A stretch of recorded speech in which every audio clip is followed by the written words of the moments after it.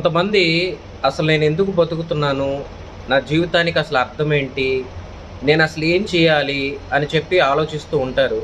అలాంటి వాళ్లకు మన రాజులు, మన పూర్వీకులు ఒక 7 టార్గెట్లు పెట్టారు. అంటే ఒక మనిషి సప్త సంతానాలను చేస్తే ఆ మనిషి స్వర్గానికి, దేవుడికి దగ్గరగా వెళ్తాడంట. ఆ 7 ఏంటి అంటే, 1 ప్రతి మనిషి ఒక చెరువు తవ్వించాలంట. 2 ప్రతి మనిషి ఒక గుడి కట్టించాలంట. గుడో, చర్చో, మసీదో.